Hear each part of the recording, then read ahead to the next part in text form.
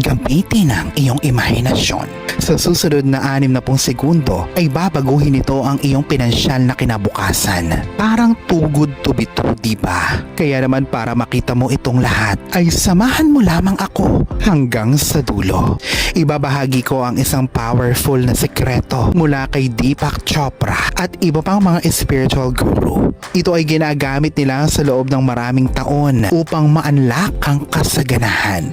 Ito ay isang dasal na bihira lamang ang nakakaalam at umiikot madalas sa mga espiritual na pagtitipon. Ito ay ang pag-abot sa universal flow ng abundance. Ang gagamitin mo lamang dito ay isip at salita lamang. Ang dasal na ito ay hindi para magmakaawa na pagkalooban ka ng pera ng sansinukob, kundi ito ay ang pag-align ng iyong enerhiya sa kasaganahan na nandiyan na siyang hinihintay ka naman na kunin mo ito. Naramdaman mo na ba na ginagawa mo naman ang lahat, pero parang ang pera ay patuloy naman na nilalayuan ka, habang yung iba ay walang kahirap-hirap na umaakit ng kayamanan at kasaganahan, tapos ikaw naman ay hirap na hirap sa pang-araw-araw na buhay. Maniwala ka, ito ay mababago ng lahat sa mga susunod na minuto. Kung ngayon ka pa lang sa channel na ito, huwag kalimutang i-like at i-share ang video na ito. Mag-subscribe ka na din, i-click ang bell at all para lagi kang updated sa mga pinakabagong pampaswerte videos.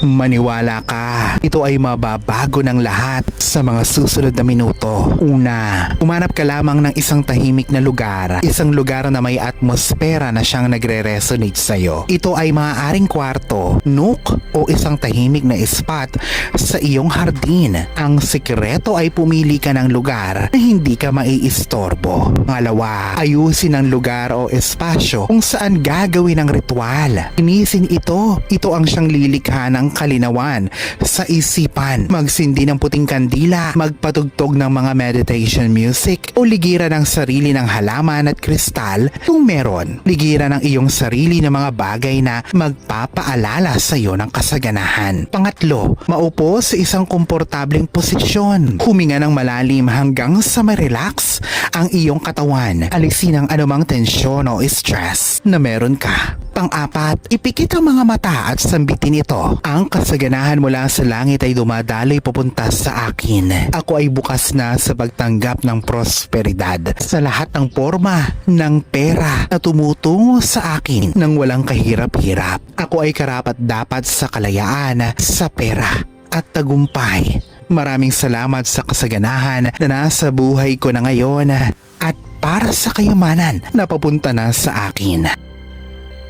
Atin ang isa-isahin ang ibig sabihin ng mga salita sa dasal na ito at kung bakit napaka-importante na mga ito. Ang kasaganahan mula sa langit ay dumadaloy papunta sa akin.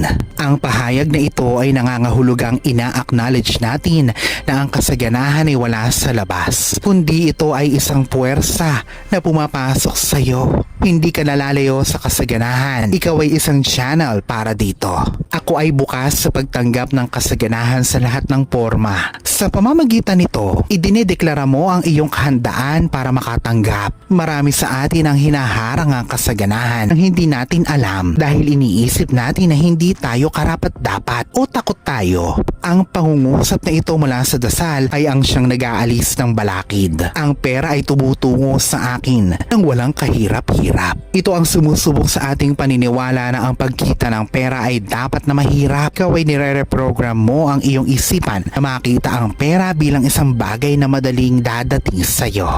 Ako ay karapat-dapat sa pera at sa kalayaan sa pera at tagumpay. Ito ay ina-address sa mga deep-seated na paniniwala o yung mga paniniwala na sobrang nakatiin na o yung mga paniniwala na sobrang nakatiin na sa ating isipan na patungkol sa naratibo na hindi tayo karapat-dapat sa pagyaman. Ito ay isang powerful affirmation ang iyong minanang kahalagahan. Maraming salamat sa kasaganahan na nasa buhay ko na ngayon at para sa kayamanan na papunta sa akin. Ito ay isang powerful attractor ng mas mas marami pang biyaya. Ang pangungusap na ito ay nagpapanatili ng ugaling mapagpasalamat sa kung anumang meron ka at dadating pa sa buhay mo.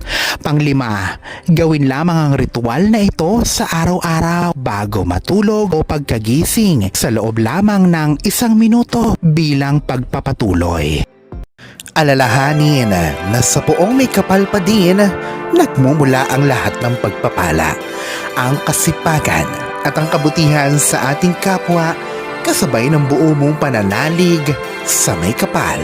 Ang siya pa rin na dapat ay manaig. Ang mga ito ay mga gabay lamang. This is Fidel Rosario. Thank you for watching.